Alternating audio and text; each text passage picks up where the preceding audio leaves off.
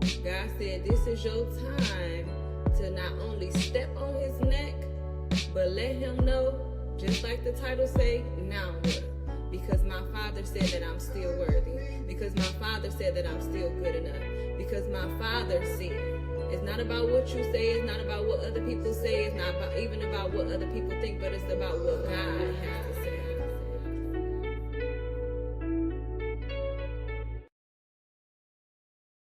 Welcome to another episode of Effective Woman of God podcast. I am your host, Tashiko Hardy, and tonight I have the honor of closing out this season. This is our 10th episode, and so this is the finale, if you would like to say. And I have the honor of closing out this episode with somebody who is very, very close to me, very dear to me, my sister cousin, Ronquel Ball. I don't know where she got this. No, Quill is an inspiration to me. She is someone I've always been able to look up to. She's made sure she's always set a good example. Even though we're not technically sisters, I still look at her as a big sister. And if I had to choose a big sister to follow after, she would be the perfect example for that. So, but but we are cousins. First cousins. Oh yeah, we ain't got our purses. Not time for that. You trying to make me go, girl. All right, we just gonna jump in. It could be Your eyes watering already. Oh my God. All right, Quill. So, who is Ronquel Ball? Tell us about yourself. Ronquel Bar. She is Ronquel Bar. I'm just kidding. I don't know. I guess I would say that I'm a very loving, kind-hearted, person. I'm only young. I'm not, too far up in age. I'm the oldest of three. I have a great family. My dad's side of the family is great too, but my mom's side of the family is great. We grew up just doing a lot of, great stuff. So I would say family oriented. I'm a woman of God first and foremost. Let me start there because I'm a woman of God, but then right behind there, I'm a mother and then also too a businesswoman. Like that's what I do. Everything up in between and got to do with business. That's me.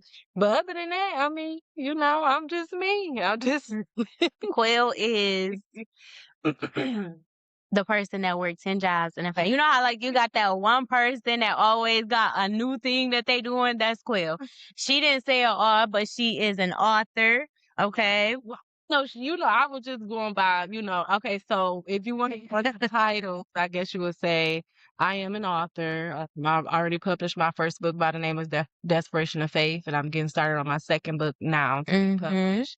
I'm a real estate agent. I various of jobs from the county to now, with schools. I do marketing. I do a lot of stuff. Yeah. I braid hair. Braid hair. So Had a clothing line. yeah, I have a clothing line and some more business stuff that's coming. So yeah. Okay. I just needed all of it. Okay, so tell us about how you got to know Jesus. How I came to know God started when I was a kid, for one. Our grandmother, she grew her relationship with God, and from our grandmother having her relationship, she then shared that with our parents. Tashika's mother is the firstborn, my mom is the second. So, they was like right there back and back, I mean neck to neck, but sorry. But as they start having children, my grandmother also like instilled that the children come to the church or whatever. So my first introduction to God was being a young girl, being raised by my mom, and then over time, that relationship grew from me being with Granny or being with your mom. But me actually having my own true relationship with God took, some life changes, some trauma, different things like that. And over time, throughout the years, I after going through some stuff, I had hit a space where it was like I knew that I needed to run to God.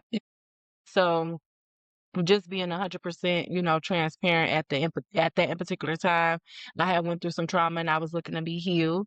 And because, let me explain, because I feel like some people don't understand what it means to obtain healing. Mm-hmm. And also too don't think that it's something that's still obtainable. Yeah. When we grew up in a ministry where our apostle and our pastor, they operated in miracles on a regular basis. Mm-hmm. We saw demons being cast out. We saw people, uh, being hands laid on and receiving a miracle of some type of healing and different things of that nature. So even though I was a small girl and I can't say that I entirely remember everything that took place when I was a little girl, my spirit grabbed a hold of it. And so when I became an adult and I went through the stuff that I went through, I knew without a shadow of a doubt the only person that could help me was God. Mm-hmm. And so that's when I truly began to grow my own relationship with Yeah. God and truly got to know God, because I was seeking God really at that time to be 100% just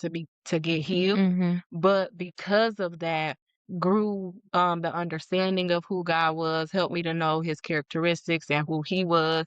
And then also too, God shaped me in the midst of it. Like, Yeah. I only went to God for one thing, but God helped me to know and understand that there was more that needed to be unpacked. And having that relationship, a strong relationship with him, was one of those things. Yeah. And I love that you started off with like the seed that was planted from our grandmother going to the church and then taking her kids. And so when her kids grew up, they start taking us. And one of the things I fuss about all the time is the fact that there's so many parents that grew up in church and they're neglecting to like make their kids go to church or teach their kids how to pray. And to me, I feel like you know how to reach out to God when you are in need, but you are robbing your kids of being able to do that. And now that's why we see so many, all these mental issues that are on the rise, and like suicide and stuff like that is on the rise. And it's like, you have the blueprint of how of peace for your family. And so many people are not doing that. And it's important, like, even for myself, like, I grew up in the church and I decided to go my own route. But when I knew how to run to God when I needed him, because of that seed that was planted by our parents. And so that's just, it's really good. Okay. So you did already mention under one of your hats that you are a new mom. Yes. So give us the experience for you as a new mommy. How is that? How has that experience been? Oh, for me, it's been a true blessing. I could actually say, like, I'm not trying to take away from nobody else's experience or life and all that stuff or whatever, but for me, becoming a mom, I had a lot of ups and downs. Like, I was very much like, okay, I'm about to really be a mama. Like, 'cause I feel Yeah. like I've been a big sister, I've been an auntie, I've been a big cousin for so long. So I already had that nurturing, fact. Me being a woman, is technically there to some degree, but I was the oldest in a lot of compartments. So it's like, it was already secondhand for me to like take care of people. You know what I'm saying? But like being a mother is totally different, because it's like, I have the true responsibility of this little person. You know what I'm saying? So it's like, that was a thing for me, and just kind of like really taking that in. But over time, like, I don't know, I just began to truly embrace my new hat and understanding that like becoming a mother is a great thing. Yeah. And I think that also too, I had to stay in the face of God throughout my whole pregnancy and everything, because I feel like, this is just my own personal opinion, I do feel like mothers do get a lot of um applause when it comes to certain things. Yeah. But then on the flip side, mothers receive also a lot of backlash concerning like, oh, how you embrace becoming a mother and stuff. And so I felt like, let me embrace this, me and God, in my own special way, so that I can enjoy this blessing that's coming into this world. And my daughter is everything a blessing to me. Like, I love everything about Our my media baby. girl. It ain't nothing about her I don't like, or that's my baby, like, and even when she cries, she have her little moments, like, it just make me laugh. I'll be like, oh, like, but I love it. Like, I've been enjoying it. My experience with having her has been great. The only thing I can say, being 100% honest, the only flip side I would say outside of me truly enjoying, becoming a mother and, having a great experience, is the mind thing of having to take care of another person because where I was I'm still busy. Well, I'm getting back to the space of like being as busy as I was, but going from being so busy that it's just you only got to think about, you can just get up and go and do whatever, to the point where now it's like I have to be cognizant of how I spend my time. I have to be cognizant of how much time I'm expending out to the world because I still got this little person that I got to pour into, you know? And so with that, also has put me in a space of thinking about finances and different things of that nature. So it's like I have to find more creative ways, and I have to pray and seek God for concerning those more creative ways, and also just trusting Him concerning taking care of her. Yeah. Because I don't only have me to take care of now, I got her to also take care of. And it's like with being a woman of God, with being saved, period, I feel like people think it's just so much easier concerning life with everything. No. But honestly and truthfully, like, because we have God makes it easier, but it's a little more complicated. It is. The fact that it's like, I can't just move and just, you know what I'm saying? Like, No, my life is not my own. Wait for God to tell me when and how, Yes. where, and like, you know what I'm saying? I'll be like, come on now. I got this little person I got to think about Jesus.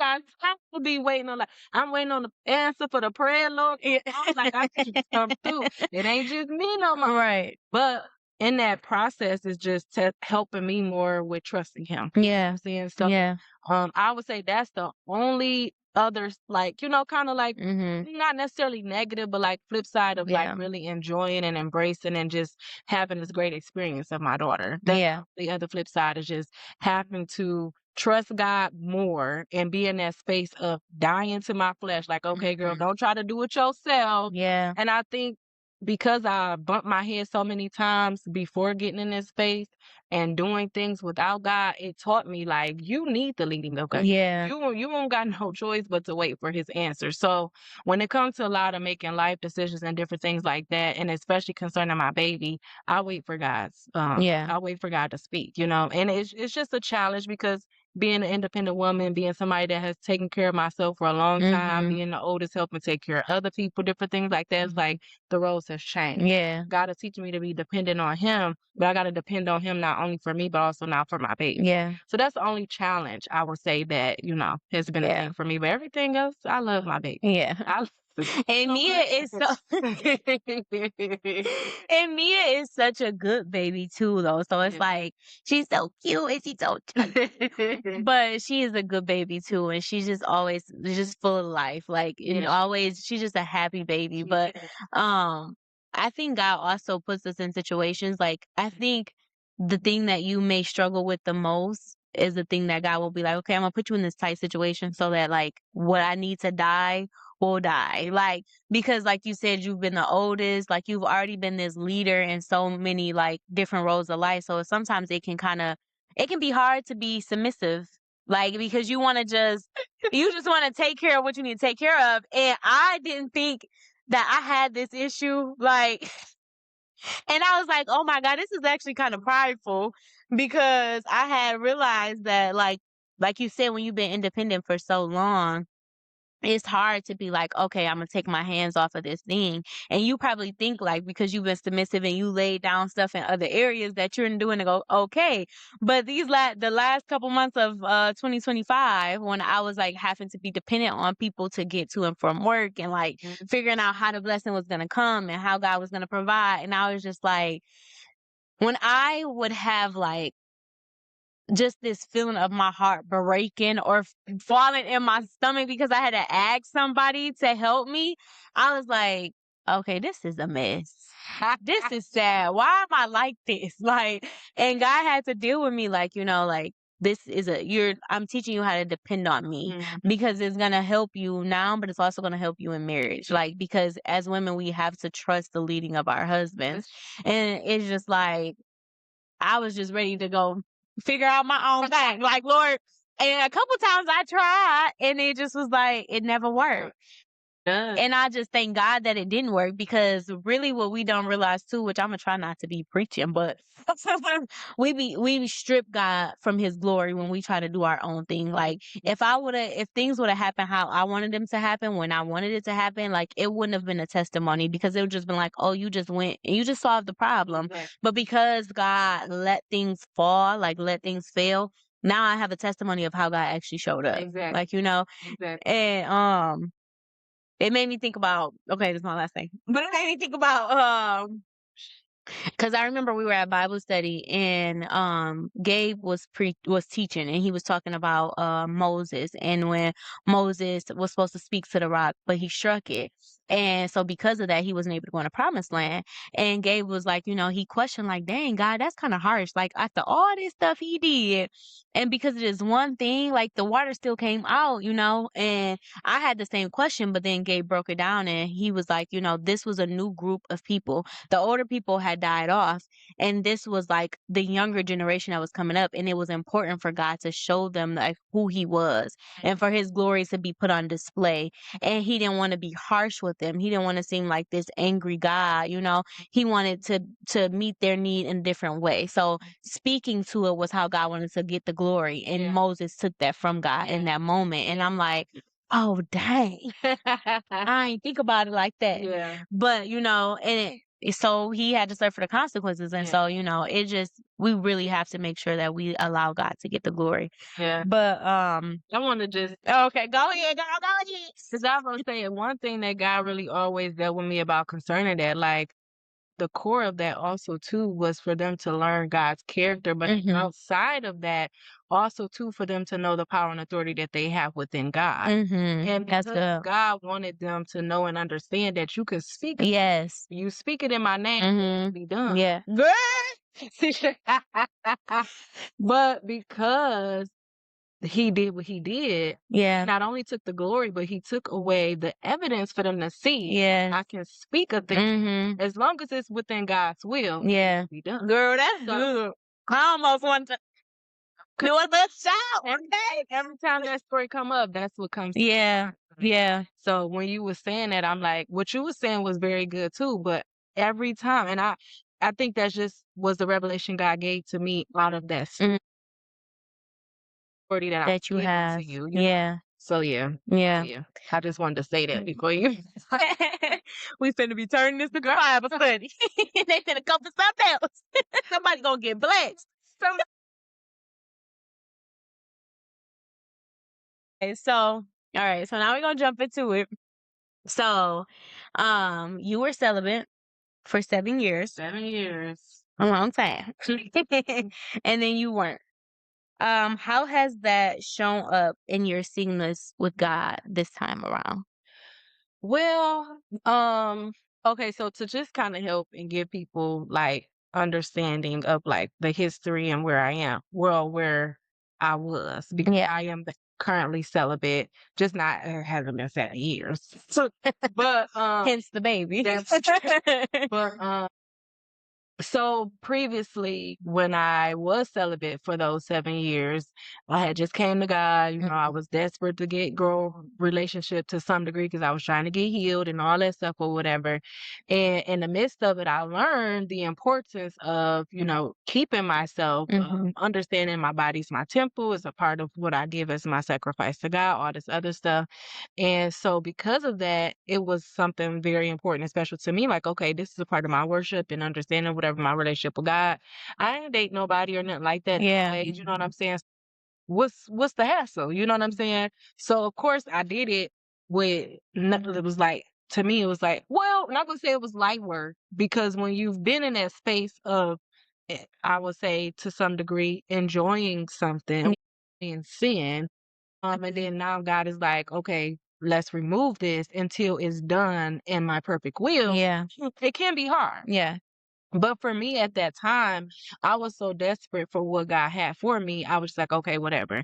I understand, truthfully, I was letting go of everything. I had stopped drinking. I had stopped smoking. I was just like, whatever you want me to let go, I'll let go of people. I let go, like whatever God wanted me to let go, I dropped. And then also too, I will say it helped me during that time of being single because I had a community of people. I had somebody that at that time had became my best friend, which was Gabriel or whatever. He was a person that was already a part of my home church.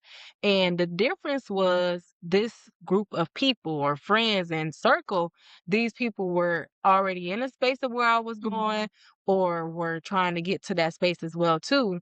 And the level of holiness was a certain standard where it's like, okay, you're gonna come here, you're gonna fall off. And I wanted to continue to grow. I've always been somebody that has been eager to grow. I've never been somebody that's like, oh, I'm gonna just stay in my comfort or whatever. Like, I have a hard time in transition which I think everybody does to some degree, but I've always hungered for growth. So when it came to me growing my relationship with God and being on the spiritual aspect, it's like, okay, I gotta get with it. You know what I'm saying? This is what I'm supposed to be putting in, this is what I gotta do, I gotta get with it. However, when it came to the single factor of that, honestly and truthfully, like, it really wasn't really much of a thought because it was like at that time I was so laser focused in. Now, fast forward to the part where I was no longer celibate. I went through a period of time where some stuff happened with our family members passed and different things like that. I didn't properly grieve. And so because I didn't, I turned to things of which I had done before to cope, to give me a comfort. And it went from me just, okay, I'm gonna be around this type of environment where it's kind of like not so bad, people ain't doing too much or nothing like that, but it ain't me being with the church family. You know what I'm saying? Then it went from that to, okay, well, let me have a little bit of wine. I ain't, I'ma just take a glass today. Like, I ain't drinking it every day or you know what I'm saying? So let me just get a little bit of wine. So then it went to that. Then it went from the wine to then, oh, well, now I'm kind of feeling myself. I done graduated school. I don't like, I'm still doing things, but at the same time, I still got time on my hands. You know? So there's another space that I'm trying to feel. And I allowed that to be a person to like fill that space. So now that I'm taking the time out to spend time with the individual, in the perspective of actually liking someone, you know what I'm saying? Things went from one place to another. And so now with me being single after experiencing that, it's a little bit different because just my radar for stuff is on like more assertive, more effective, more, you know what I'm saying, more focused, more just serious. You know what I'm saying? Not only just about my salvation, because that was the biggest part. It's like once you go through all that stuff, not to say that I was playing around with my salvation, but I didn't understand the severity of like the damage and stuff that would happen with doing things like that. And after going through that, now being in the space that I'm in now is like, okay, I can't give no room to the enemy whatsoever. Like, so I'm never going back that way again. I'm never getting in a space where I'm allowing myself to be in a company I don't need to be in. I ain't picking up nobody's bottle. I never pick back up smoking weed. Like, once I drop that, I drop that. And then as far as with being sexually active, I'm like, I can wait till I get married. If I waited 7 years, I could wait till I get married. That's the number of completion. So I'm like, with that being the case, now with me being single and being celibate, it's not really something that's entirely a big challenge because it's like it's not my focus. You know what I'm saying? My biggest thing is reshaping my relationship with God. You know what I'm saying? Like, I know I failed. I know I, basically, as the church would say, you backslid. I know I made that mistake. So because of that, I'm effectively moving forward with trying to do better. You know what I'm saying? I'm not in a space of trying to still play around with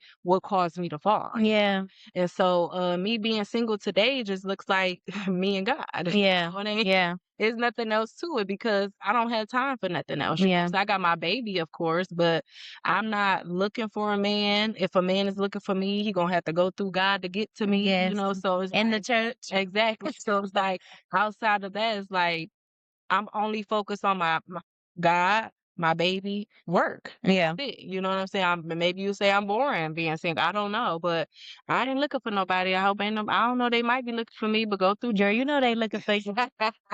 Go That's really good. I love how you broke down inch by inch how you got to the fall, because I think so many times we underestimate the enemy and we underestimate the activity. Like how you say it started off with you being in certain like environments that you weren't in before. And it's like, okay, well it ain't like they twerking on top of cars, like, so yeah, so this okay, like, and then but because you're in that environment, then it led to something else, and then it led to something else. And we really have to make sure that we close doors completely and not leave that crack, because the enemy will keep pushing and pushing and pushing until the whole door open. And then next thing you know, he done came in, robbed you, beat you. You picking your face up, like, and all your stuff gone. Like, he done clean house. And so now you gotta repair. Like, and so I think that was really good how you broke that down, because we overlook it and we think, oh, it's not that bad, or oh, this is not sinning. Like, me going into this environment is not sinning. And you're right, it's not sinning, but what is that environment going to do for you? Because what might be your spiritual trigger or someone else's may not be the same for you. Like, someone else may be able to sit around those people and nothing happens, but maybe for your walk, you're not able to sit in those environments because that's temptation for you. That's true. And I think you have to be real with yourself. You have to be real with God. You have to know what your temptation is. If not, you would just keep getting hit upside the head. That's true. Like, That's true. And God just had to check me not too long ago. Like, you don't underestimate the enemy. Don't underestimate. Like, don't do that. Like, no, that's some serious stuff. yeah. That was some of my same thoughts. I'm thinking like, oh well, I'm good. I've been saved for this long. Like, I ain't did none of this stuff in this long. Like, and then also too, we know that we still have some family members that's not saved. Yeah. I done had to be around them. They still do their stuff, whatever. Like, oh, this stuff ain't gonna bother me. But you fail to realize you go from, especially me, I went from daily feeding myself God, His Word, et cetera, to then now I'm feeding myself everything opposite. Yeah. And it's not that it wasn't always necessarily intentionally. After I open up the door, sometimes it just start happening. Yeah. You know what I'm saying? So Yeah. it's like, no, you cannot. You cannot play around with the No. enemy when it comes to stuff like And I love how you talked about how you were looking for that comfort, because a lot of people don't realize that their fall is connected to their comfort. And like I've said before, when I talked about, like, I posted, like, my 1 year of abstinence or celibacy. I don't ever know which the difference. It seemed the same to me. But when I posted it, I shared, like, one of the things that God had to tell me was, like, you don't struggle with the spirit of lust. And that's not to say at one point when I first came to God, I didn't, but that was no longer my struggle. Yeah. My struggle was intimacy and companionship. And so, when things were hard for me, I looked for a relationship, or I looked for somebody to run to. Majority, it was the same, the same person, because that had been my comfort for so long. Yeah. And God had to show me, like, you're running to Him before you even run to me. Like, and so you're at this point, this is your idol. Like, you're making this a God, and because this is where you're comfortable. Like, and I need you to come to me, because in Him, you're not gonna fall. Yeah. In Him, there's no heartbreak. Like, well, God will break your heart sometime, but it's because you just need to get in the line. But we have to know, like, what's our comforts, and we have to make sure we stay clear of those things and get an understanding of what your actual struggle may be. What was the thing that you used to do? Because drinking wine for me is a gateway to liquor. Like, I can't just sit up and just go get no bottle of wine after work no more. Like, I can't. That was my thing. Yes, like, that was. Couldn't do the hard liquor. Like, it just, yeah. I did both. I couldn't do But if I get wine right now, it's gonna eventually. It can open up the door. Yeah, like, so it's very important to know what those things are for you, Okay, so I know you talked about, like, just, right now it's just you and God and what it was before, but what would you say? How would you say your relationship with God actually looks? Like, if you can give us in detail how it looks now versus how it was before. I mean, I personally feel like my relationship with God now is I feel like it's evolved, but it's evolved in a more special and intimate way. Mm-hmm. And reason why I say that is because I learned, like, and which I'm sharing in my book, y'all read it when it comes to that. But I feel like what people have to understand that there's a difference of truly having a relationship Mhm. and just necessarily following rather a tradition or Yeah. even almost kind of being in a cult. You know what I'm Mhm. saying? Because it's like I'm following these rules and instructions because this is what's told to me that I'm supposed to do. Yeah. And because the the lifestyle of this that I'm interested in, I'm serious about, and I'm interested in it, I want to take the necessary steps to do what is the rules so I can get in a different space, you know, so Mhm. I can reap the benefits of that lifestyle that's being Mhm. told to me. But when you truly have the relationship, it open up a whole totally different ball game because one, being saved, you understand all the other stuff as far as the blessings, the authority, like it means so much different. Yeah. But having the relationship is more heartfelt because Mhm. it's like you said, what about my daddy? Yeah. Hold on now. We ain't gonna disrespect him. You Yeah. can talk about anybody else. You can, you know what I'm saying? Like, it's a difference. Like Mhm. how you would be in a space of kind of like being ready to get with somebody about your mom, your dad, somebody that you see being special Mhm. to your heart or whatever. You begin to grow to be that way about God. Yeah. And once you get in that space of being like that about God, that's when you truly know, like, this is a relationship. Yeah. You know what I'm saying? It's not Mhm. just because before, if I'm 100% honest, it was more, I was giving. I wasn't just, taking, taking, taking. I was giving, but I was giving with the wrong intent. Mhm. I was giving with not proper understanding. I wasn't understanding one, what does the framework of like a real relationship even look like? You know Mhm. what I'm saying? When you grow up, and I'm not nothing as far as like my mom's parenting or anything or whatever like that, but because parents, whether now or then, they only can give what they have. You know what Yeah. I'm saying? If they don't know, they don't know. Yeah. But there were certain things in certain areas of which, um, I didn't learn certain principles about having a true relationship. You know what I'm Mhm. saying? And that could go in form of fashions where I was the one that was always feeling like I needed to give and I needed to be the one pleasing and I need to be et cetera, et cetera.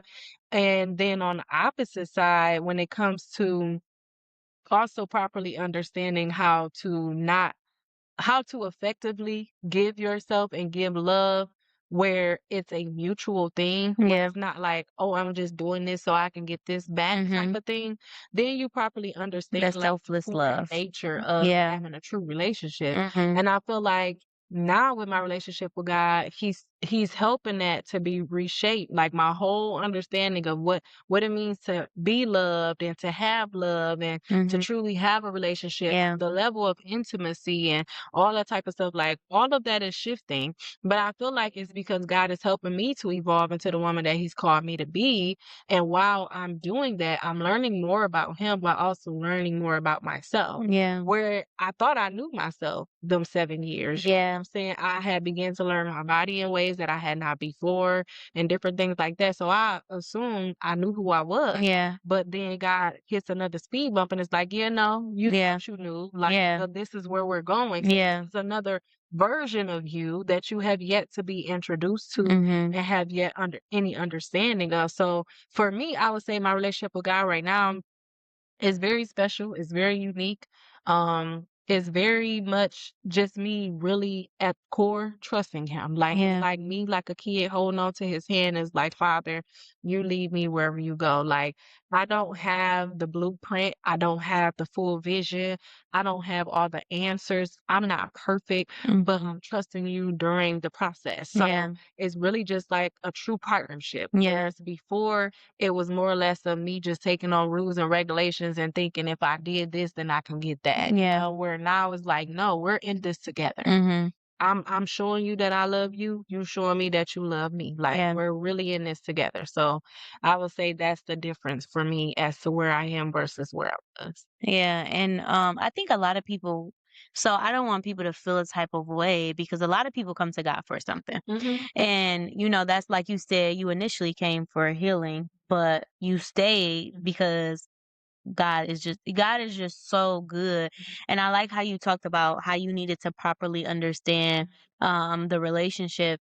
And they gonna be like, this girl love the Bible. I do. The Bible is so good. But Woman of God, yes, she was said by yes, but we were in Bible study last night and Tina taught a really good word. And she talked about, basically how the whole time Saul was in position as king, they left the Ark of the Covenant at, I forgot the man's name, but somebody's house. The Philistines had it for a time, and then they sent it away on two cows, and it went to one of the Israelites' home, and it just had stayed there the entire time. And it wasn't until David took reign as king where he's like, we got to go get this thing back. And she talked about how the first time that they were moving it back to the city of David, that they had it on the two cows and it almost fell. And so someone reached out their hand and they died because he was not the person to carry it. He wasn't supposed to be touching it or anything. It was specifically for the Levite priest. And so then David had to go back to God and say, okay, well, how am I supposed to get this here? Because I know this needs to be in the, I know how important your presence is. How do I move you back into the heart of the people, and get you back in position for our lives? And so God gave him, he had to go back to the law, the word of God, and get specific instruction on how this thing was supposed to be carried out. Who was supposed to do what? Who was supposed to touch it? How it was even supposed to be carried, because they was carrying it wrong already. And I'm like, well, if they would have carried the right way in the beginning and I had it on them cows, that boy, it wouldn't have almost failed. That boy wouldn't have died because he wouldn't have tried to save it.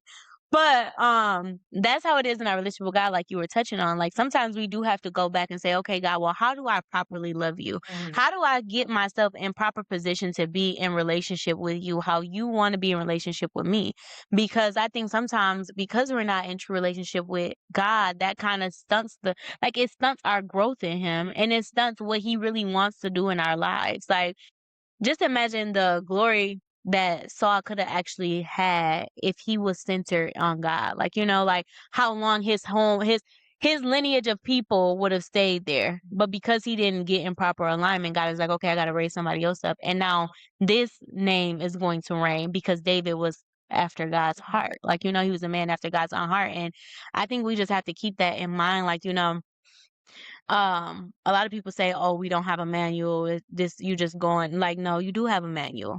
The word of God is your manual, and God will teach you how to properly love him. And that's not to say that you're going to get it all right and you're going to be perfect, but I love when pastor always says, I'm not perfect, but my pursuit of him is perfect, or I'm made perfect in my pursuit of him. So it's like, no matter what, me chasing after him, the things that are impure, God will be able to get rid of, so that was just really, really good, girl. This is teeth. But, okay, so coming, I know, like, for a long time, only close people knew about the pregnancy. Um, church family eventually knew, but there was a long time that nobody knew. Nobody knew. And so, you kind of shook the world, shook the city. I say, you set the city on fire. But, nobody knew until you posted your maternity pictures. And then I think even after that, it was kind of like layers. I think like, okay, people found out, but then it was like, then you had your baby shower. So more people found out. And then it was like, okay, you had the baby shower, but then you waited 3 months to actually post Mia. So much so that your friend said, girl, you done made this baby blanket. And then my friends, every time I'm posting it, I'm covering her face. And my friend was like, girl, we tired of seeing this baby with this emoji over the face. Can we please see the baby? So I had to ask you, can I send her a picture? And then I sent it to her, but still nobody knew until you actually posted her. Nobody knew what she looked like, and she's beautiful. Did not need to be hidden. Yes, that was not it.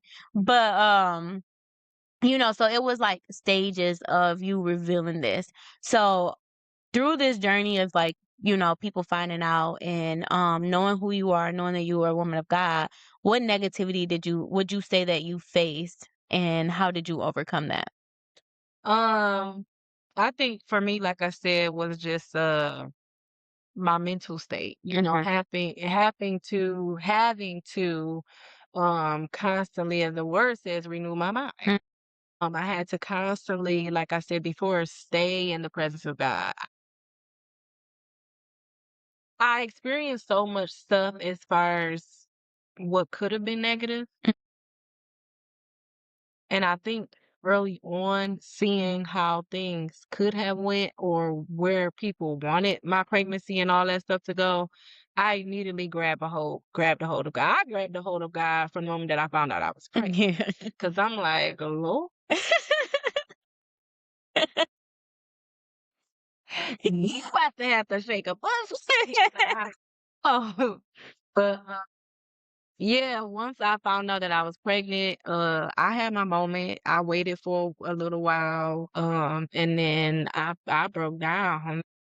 Yeah. I mean, crying and praying and talking to God, you know, past times ain't had nothing to do on that time. Yeah. I'm like, Lord, what do I do? Yeah. And let me be clear to help people understand the mind state that I was in. It wasn't a fact of just like, oh, well, you know, being a woman, I have the choice of whatever I want to do with my body type of, you know, thing. But it was more or less of the fact that it's like, I am a woman of God. Yeah. I am a woman of God first, above all things. Mhm. And this is the lifestyle that I have chose to live. I have been faithful in living up until this point. Yeah. And it's for me, it was more or less of like, okay, I failed. I made the mistake. And the thing that was crazy about it was after falling, going through what I went through, I had then began to get back in alignment. And then Mhm. it was like, as I was getting back in alignment, then boop, you pregnant. So I'm Yeah. like, Lord Jesus, like I thought we was, you know, going somewhere. I thought we was getting back, you know. And so I was crushed. Yeah. So I'm like, what to do? Like, you know, of course, as a woman of God, my first thought is not to take the life of any child. You know what Right. I'm saying? I'm like, however, I don't know what to do. Yeah. This would, I guess it would, I would have felt more at ease had I not put up the standard of being a woman of God, because then it's like you have the regular thought process is like, Oh yeah. That's you right. know, Yeah. I'm a woman, I'm about to have a kid, I'm only so and so age, so it's like whatever, it's cool, you know. But as a woman of God, the standards were different, and it's like Mhm. I'm not married. All the stuff I've been preaching, all the stuff I've been sharing with people, like it looks like I ain't been living it. Yeah.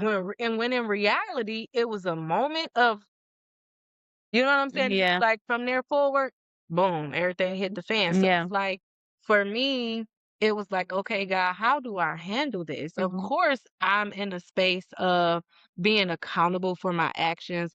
I'm a very much honest, you know, person. I'm also very transparent. Like since I've given my life over to God, I've not hid anything. Yeah. I've not hid none of my bumps, my bruises, the traumas, the areas of where God had to heal me and bring. I've not hid none of it. Mhm. So am I afraid or am I ashamed to share with people if I have to go through with this? No, I'm not. Mhm. But I need to know if I do this, that you're going to be with me. Yeah. I don't want to go through the fire by myself because I know it's going to be a fire. Mhm. I wasn't going to only have to deal with the people of the world having a comment because it's like, oh, I thought she was saved. Yeah. People do that. Yeah. And I'm already knowing that was, They do that if you you know, yell at that's somebody. true. I'm already knowing that was going to be a thing. But then outside of that, I also felt like I had to deal with my church family. Even Mhm. if not only my church family, other church people that I've come in contact with that have seen me, that's, you know what I'm saying, seen me go from here to here. And it's like, where did it come from? You know what Yeah. I'm saying? So now I have to deal with the backlash of that. Mm. But then outside of that, I have to deal with my core, Yeah. the disappointment. Not only disappointed my family, my leaders, myself. Yeah.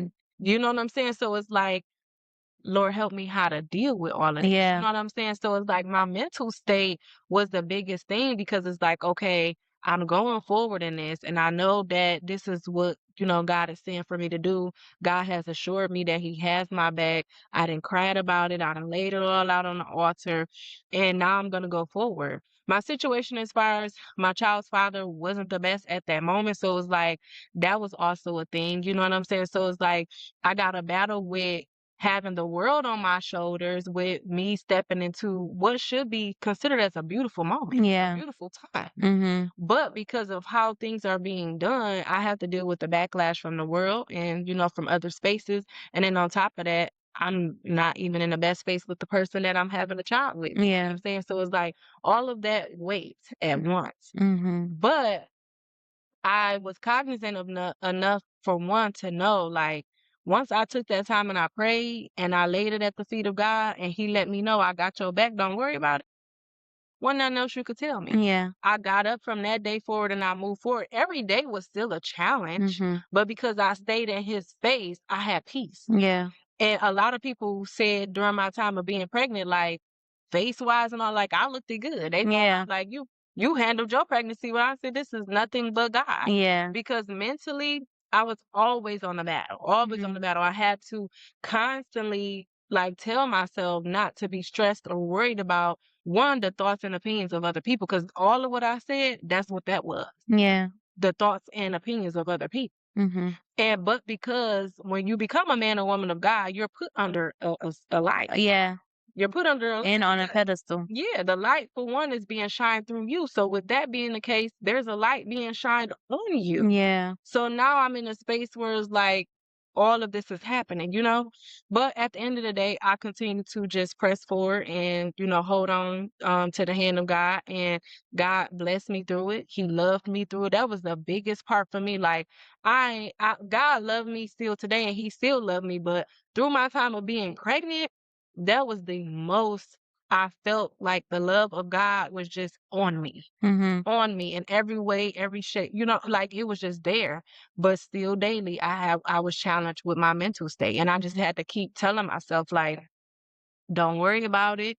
Don't stress yourself about it. Like God got you. Your baby's gonna be healthy. Like, and then not to mention too, I had previously experienced more so on a natural perspective of having a miscarriage before I was pregnant with Amia. Mhm. And so because of that, I also battled mentally about that. Like, am I gonna wake up and one day something happen? Like, Yeah. all the way up until my baby was born. Even Mhm. after my baby being born, her first couple months of being home, like I was constantly battling back and forth. Like, I had to tell myself nothing's gonna happen to her. She's gonna live a long, life, et Mhm. cetera, et cetera. Like I had to keep telling myself that because I would be afraid that something was gonna happen to her, Mhm.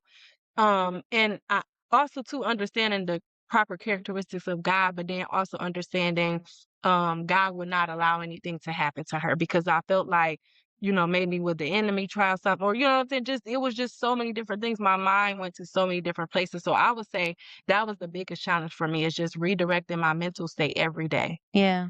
Yeah. Yeah. You said something. Well, one, I want to touch on.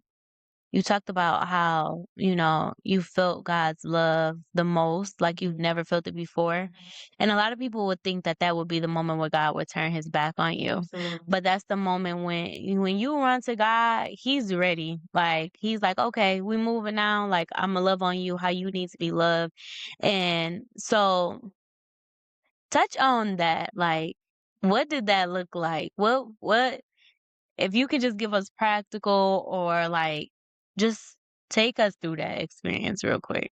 It's kinda it's hard and easy to explain at the same time because it's more so of a feel, you know what I'm Yeah. saying? But, I just feel like in every way God just made me feel special, you know what I'm Mhm. saying? Even when it came down to choosing my baby's name, Yeah. things like that, like, I'm sure it's other people out here named Amia or, whatever the case might be, but because I was so in tune with, "This is mine and God's baby," I wanted his perfect will for everything concerning her. Mhm. And so I'm like, okay, well, God, what should her name be? And he was like, okay, well, start with me thinking, taking the time out. Well, start with how has God made you feel during this pregnancy? How has God showed up for you during this pregnancy? And the only thing I could think of was love. Like Yeah. he's embraced me, he just showered me with his love. So I'm like, okay, I go through, I'm looking, and I learned certain words. They had a more, of course, and a couple other. I'm like, no, that's too, not trying to say it like that or concern nobody else's child name, but I'm just like, it's very common. A lot of Yeah. people use that word concerning representation of love. So I'm like, I don't want that, et cetera, et cetera. And then I came across Amia. And when I came across it, it actually was like God's love concerning like the people of God or something like that. Mhm. But it went into detail as far as like concerning this name, that basically like the definition was just like more free, like there's no boundaries and like, different things of that nature. And so getting a proper understanding of it, because I'll share, it was either Amia or Nala that I was thinking about as far. And Nala came off more so like The Lion King. well, that too. But like as I found the definition, it was like more of a dominant like queen or Yeah. some type of thing. Whereas Amia came more off of like being so great spiritually, having such spiritual authority, Mhm. and not being in a space of where she would be bound necessarily to her father's family traditions or her mother's family Yeah. traditions. She would strictly be based off of her relationship with God. That's good. I don't have the definition in front of me right now, but what the definition was and just understanding it, I'm like, God, you are so good. Mhm. But then that moment, he was letting me know how much he loved my baby. Yeah. And so for me, that was a transaction of love right there that I'm just like, I broke down because I'm like, I know my family loved my baby. I knew I would love my baby. But feeling this from God, because I'm like, my child is a blessing, don't get me wrong. But technically, she's a seed of me operating in sin. Yeah. But you still love her. Yeah. And you love her to the capacity of where you like, I don't want none of your family generational curses or even her father's family generational curses to touch her. Yeah. She's going to start off specifically as mine. Mhm. That was a blessing for me because I'm like, he's letting me know even through this of how much he cares and how he adores my child. So it was just little things like that.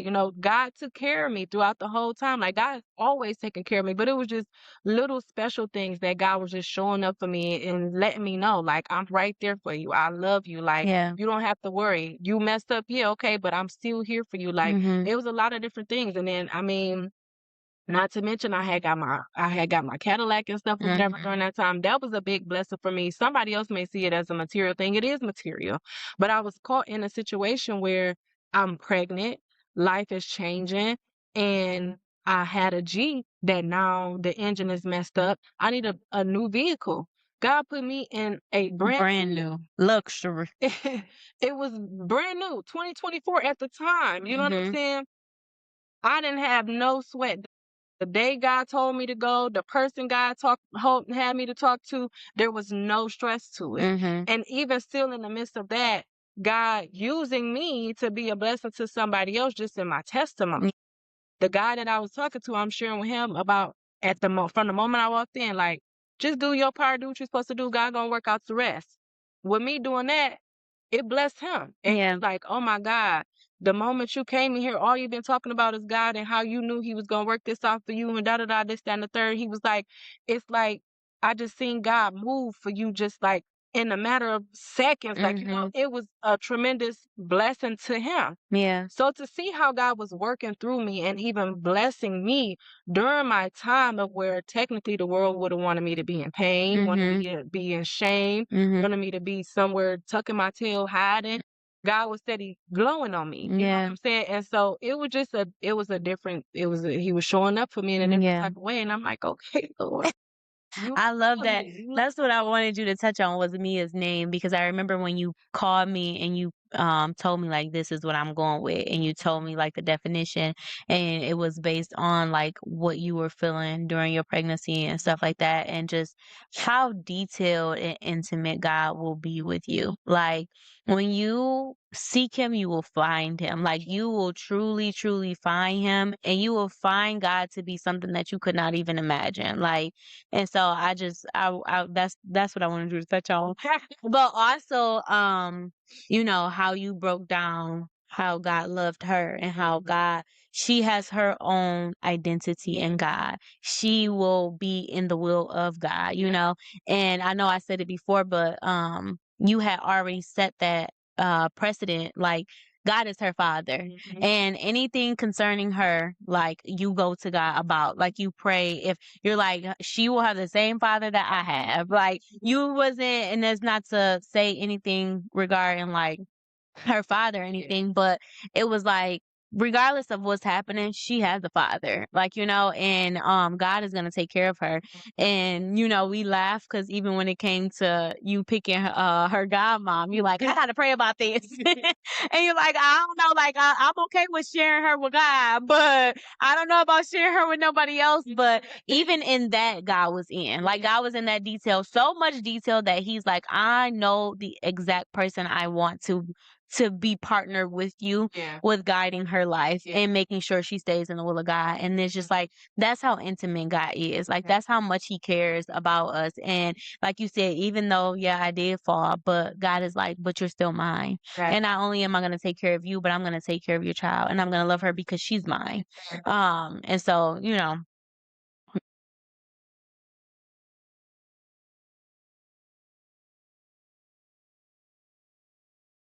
two closing questions. Well, yeah. What would you say to any new mom walking with God, or any single woman walking with God that maybe have fallen and needs to get back up and navigate through life? To the single woman that may have fallen and need to get back up, I would say, take the time to truly repent and make that commitment wholeheartedly to get your life back on track and be in that relationship with God. Because it's so easy, being a single man or woman, having that fall of getting comfortable within your sin and or just throwing in a towel and saying, you know what, I messed up, so it just is what it is. You know what I'm saying? But at the end of the day, you have to be determined to fight. You gotta fight for the relationship. Yeah. I'm saying God is always in a space of chasing you down or fighting for you, but are you also in partner of fighting for him? Because the enemy is not going to lay down and just let you have. Yeah. Like, you got to really fight for it. And I feel like it's the same difference. Like if something happens, let's say this single woman was already married, and something happens within your marriage, you want that husband so bad. You still want to be with him. So You know what I'm saying? Like, well, some, hopefully, but the ones that you that do, want, yeah, you gonna put in some. yeah, You say, okay, you messed up. I forgive you. Let's go through whatever process we got to go through so we can get over these humps. You put in time and effort to fight for it. The same difference with God. yeah, And the thing about it is, it's great that you're in a space that is just you and God. Like you don't have no other obligations for real or anything at this moment. It's literally just you and him. yeah, So take this time to be serious and committed to truly being able to give yourself in a capacity to him, that as you become a mom or as you become a wife or have all these different other hats, it's gonna look different. He will still be yeah, first, of course. However, your time that you'll be able to spend will have to be shaped a little bit differently. So I would say take full advantage of the fact that you get to have God right now at this moment of your yeah, life by yourself, and be truly committed and serious about not only your salvation, but being able to have that intimate relationship with him, and just allow God to walk you through it. yeah, Change is not easy. It can be scary, but if you allow God to do what he needs to do, you'll get on the other side. yeah, For the woman that may have fallen, that has now become a mother, or you've fallen because you sinned and, became a mother, whatever, I would say the same to some degree with the single woman. You take the time to truly repent, turn your heart, make sure your heart is in a perspective of truly being sorrowful for your wrongdoings and acknowledging and taking accountability for your actions, and then getting up from there. It's going to be everyday challenge. It's going to be, different. It's going to look different every day. But one thing you don't want to do is allow the fact that you failed to stop you from continuing to press forward, and knowing that God is still searching for you. God is still reaching for you. So reach back for God. Yeah. Even with that baby, you know what I'm saying? Even with that child, give that child to God. Yeah. Even if the child's father is more active and different things, so that's fine. But still commit yourself, your relationship, your child, dedicate all of that back to God. You know what I'm saying? You were once there, so you have gained some type of understanding of knowledge of what it means to have a relationship with God. Don't let it go to waste. Yeah. Don't let it go to waste just because you feel like, oh, I messed up, I backslid, what people thinking about me, what people not thinking about me, or even just being hard on yourself, because sometimes it's that too. It's not necessarily you being so wrapped up about other people, but it's what are you telling yourself? Yeah. And don't, what top of what you're telling yourself, the enemy is going to add too. Yes. So you got to be cognizant of that, and I would just say press forward. Get with some other women that may have been through what you're going through. Y'all know what I'm trying to say. Well, that may have been where you are. Yeah. You trying to get in a space of where they are. Get with somebody that have become victorious over that situation, not with somebody that's still battling with it, because y'all battling together. Yeah. And then that means we both trying to encourage each other to get over this hump. And in reality, we need somebody that had already made it through it to kind of pull us through. You know what I'm saying? Not to say that other woman that has been through it, and y'all, trying to do this thing together can't be encouraging or can't help you to some degree. But for the most part, you need the tools and the knowledge and the wisdom from somebody that's already conquered it. Yeah. So find other women or allow God to lead you to other women that has already conquered that type of situation. That's for the single woman and the one that's become a new mother. And then also to take the time to be dedicated and truthful in your relationship with God. Surround yourself with the people that you need to be surrounded with. Feed your spirit the things that you need to feed your spirit, and be more adamant and consistent based upon your standards and your relationship with God, and go from there. While you was talking, I was about to go one way, but the Lord gave me a different question to ask, and which I think will be very helpful. But I think in my head I was trying just not to go into too much of your business, but we here. So, what boundaries? Because you are single. You and Amia's father are not together. No, we're not. So, what boundaries did you set for yourself for that not to be a temptation anymore? And because a lot of women, they may have fallen and had a baby and they are trying to pursue this relationship with God, but you have women like the idea of family. We get wrapped up in family. We get wrapped up in the emotional stability. Men do too. Yeah. Um, but we will really, really strive to create that environment, even if it's not good for us.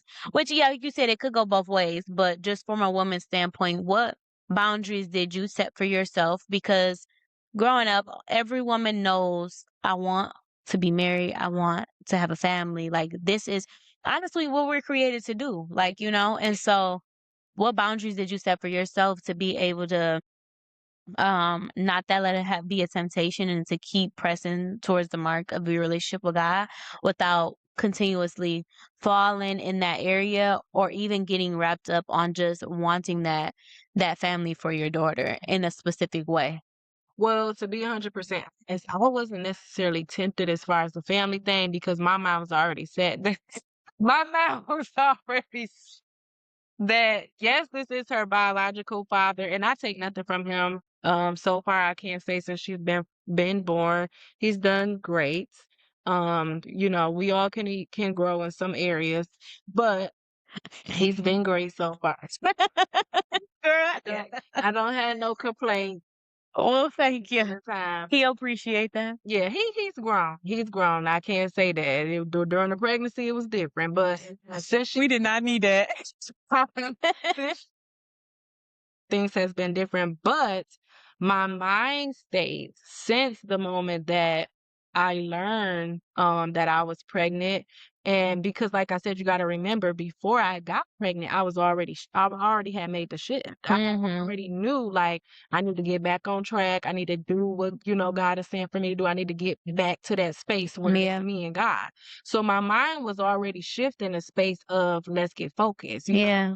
My daughter came into space and it was just like, okay, now focus is going to look a little bit different because now I have a baby that's going to be a part of that. Yeah. But as far as being in the thought process of wanting to have a family or that we were going to be a family, I already knew that that wasn't a thing.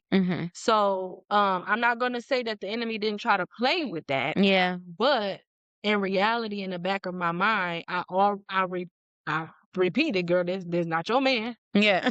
And y'all ain't about to be no family. Like, it's not it. You know what I'm saying? So I think you just gotta be real with yourself. Yeah. That's the start of the boundaries and the standards. Like, you have to be honest with yourself. Yeah. Because as much as the enemy can toy with your mind and make you think that stuff is gonna shift and be a little bit, he will do it. Yeah.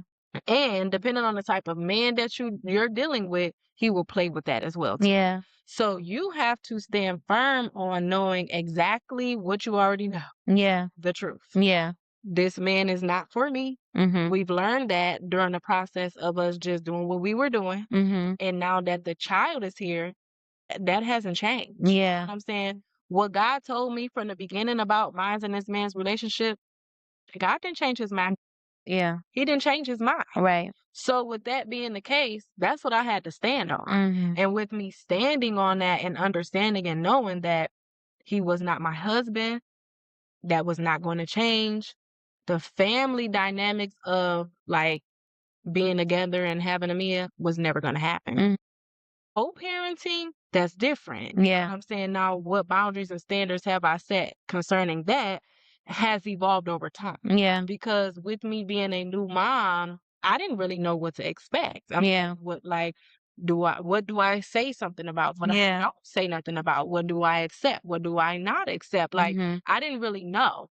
So what I did was, I'm being 100% honest. I was talking to our cousin, Keela, and we were having a conversation, and I'm like, I'm in a space of where, we're fresh, everything is new. I don't want to feel like I'm coming down on him about everything, but I know my standards of which how I live and also what I want for my daughter is a certain type of way. So I'm like, how do I go about my expectations for him? Like, what do I expect? And she just blatantly said, she said, Quill, to be honest, in this case right now where you at, don't expect nothing. Go from what is your standards, what you have in mind for your child. Everything else got to shape. That was the best advice I could have got. You know what I'm saying? I'm being 100% real. My mama didn't give me that. My granny didn't give me that. My auntie, she gave me that. And I thanked her from that because it was like moving forward, I didn't allow myself to get upset when it's like, oh, this didn't happen or that didn't happen or he didn't do this like this or he didn't do this like that.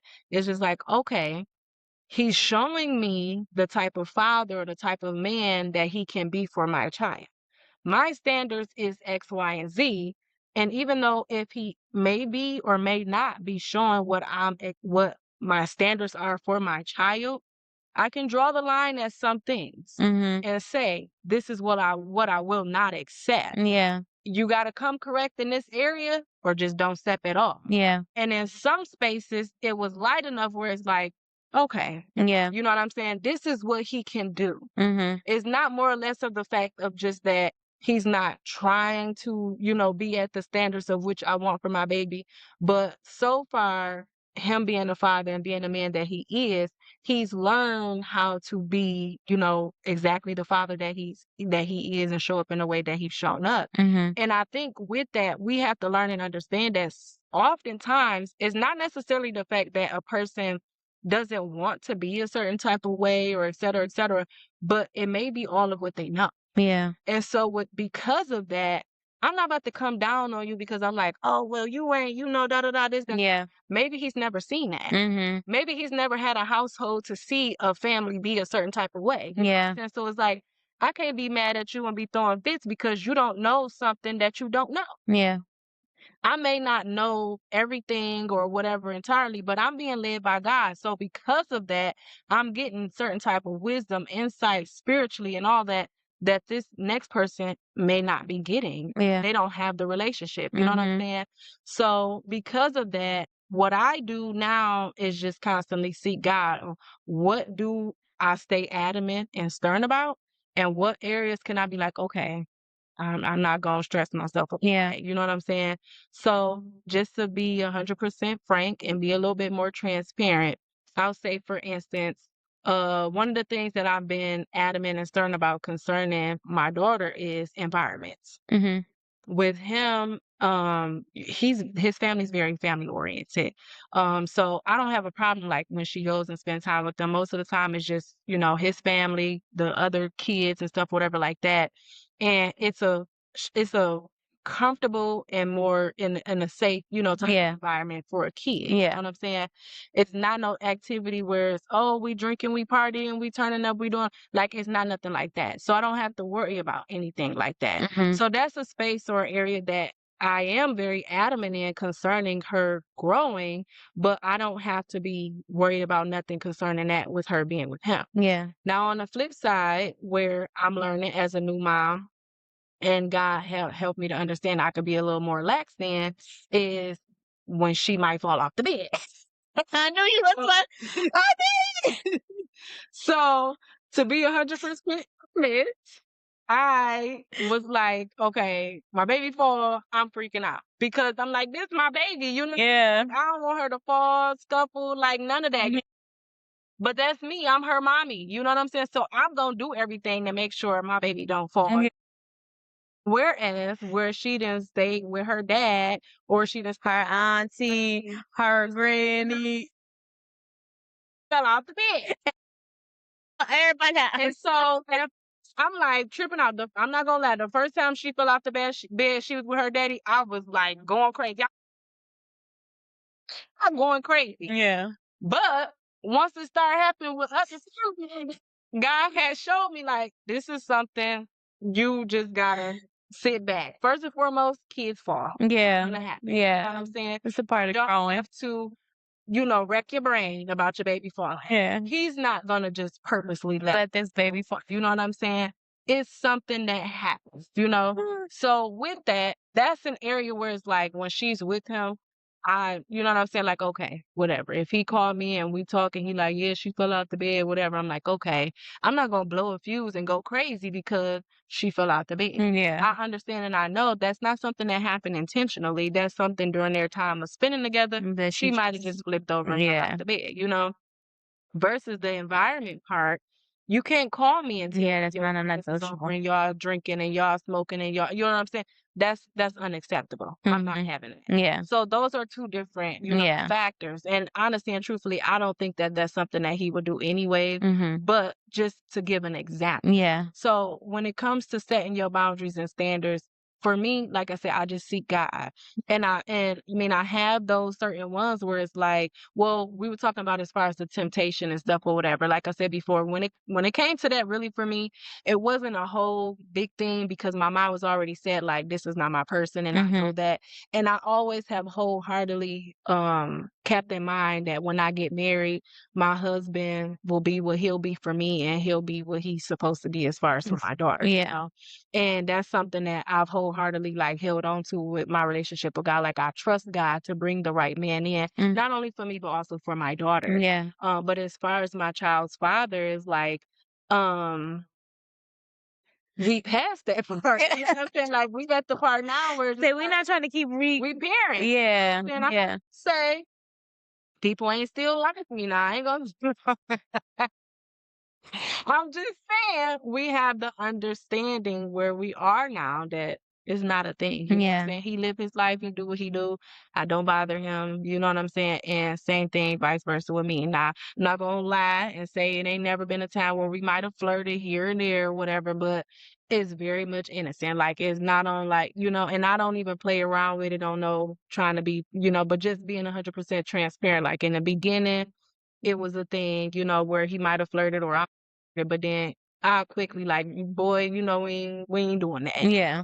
And we'll go on about our way. But other than that, like, I can understand a woman being in that space and being tempted Yeah. because of the fact that it's like, I now have this child. Yeah, we beat or we probably went through what we went through throughout the pregnancy, but now we're in a space of, being on better terms. Let's see. Yeah. I'm saying let's see maybe what it could be or Yeah. whatever. And that is a thing. You know what Yeah. I'm saying? That's a for real thing. But I would just say if you already know within your heart of all hearts that that's not it, you got to stick to the truth. Yeah. Just stick to the truth. Don't lie to yourself. Don't let nobody else lie to you. Yeah. And stand firm on what you know. Yeah. Like, don't allow yourself to fall under a La la land. perception. Yeah. And because that honestly and truthfully, that's what it is. Yeah. The enemy drops a seed of fiction, Delusion. picture, like, and then you fall in love with the picture. And Yeah. it's like when you already really knew the truth. So once your heart get stomped on, Yeah. that happens that now what you wanted to happen doesn't happen. Not Your feelings. You yeah. know what I'm saying? So you got to be truthful with yourself and you got to stand on that. Yeah. So, And mama always say that Apostle used to say the enemy will give you a snapshot or whatever, but he doesn't paint the whole mural. Like, yeah. and the whole mural is like tragedy. Like okay, so just to close us out, we know we got a little Bible question. I was gonna say Bible trivia, but it's really not Bible trivia. But just based on, what we talked about God's love a lot. We talked about the intimacy and the proper relationship with God. Based off of our conversation, what is the first story in the Bible that comes to your mind when you think about God's intimacy and God's love, and having that proper relationship with God? Who's the first person that you think about in the Bible? Well, a time before I would have said the woman with the issue of blood, just because, like I said before, well, I've shared time before that I think my story and hers is very close and similar. But now thinking of, just the whole love thing, it's two people that come to mind. First, David, Mm-hmm. and then John the Beloved. Mm. And I was braiding your mom's hair or whatever, and during my time of braiding her hair, a song came on, and I can't remember exactly the lyrics, but they were just talking about pretty much just so many words of like how God, was loving on them, like you love me, and et cetera, et cetera. I said it made me think about John the Beloved because he was very adamant that he knew God loved him. Okay. He didn't care what This is the one that Jesus loved. Okay, out of all the other ones, this is the one. So with that, it made me think about them two, John the Beloved, like I said, because he was very much sure of the love and the intimacy between him and God. Yeah. Even the way of how he expounded on their relationship, you would think it was like saying like that, but kind of like a love affair. Like, it was a certain level of intimacy that he experienced with him that was like, I know he loves me. Yeah. You know what I'm saying? David on the other end, I think it's more or less of the fact of how God expounded about him. Like David being a man after God's own heart, that is like we have this love relationship where it's like I can boast about how he loves him. Yeah. You know what I'm saying? Yeah. And so, to me, I feel like them two would be like the top two people anyways, just because how they expounded on their relationship with God. And like I said, for David, how God expounded on the relationship of how David loved on God. You know Yeah. what I'm saying? Like nobody else got that. Yeah. You didn't hear God say Theirs nothing was about like a two-way street. Yeah. God say nothing about how somebody else loved him, Yeah. something like that. And even though David was not perfect, David messed up in so many ways, but God bragged about how David was That's acting good. his heart. Like, Yeah. Well, that's to me, good. that was just a difference of like they had a good Yeah. relationship. You know what Yeah. I'm saying? So When I think about David, I think about the Tasha Cobbs song, Heart of Worship. And she talks about like, Lord, if you're deep in the ocean, if you're on like in all these places, like my worship will chase after you. Like you basically her love and her adoration and her reverence for God will constantly chase, like it will chase after him. And that's what I think about when I think about David. But this is good. So I know you said you were working on a new book. Is there anything else that you are working on that we can you know, follow you? What's your Instagram? What's your what do we got going on? Well, I mean, I got a lot of stuff in the making, but some stuff I can't share just yet. I'm waiting, for God's leading on when to expose. It's a new business venture, I'll say. And telling y'all, this is it. But I would say for sure my business, my new business venture, my new book that's, getting ready to come and be published. As far as my Instagram, I got 2 pages. It's Ronquel B or Ronquel B Real Estate. So whichever, if you Because she be real estate. want whichever one. But I do have my YouTube page still up, which is also I think that one's actually Ronquel Ball.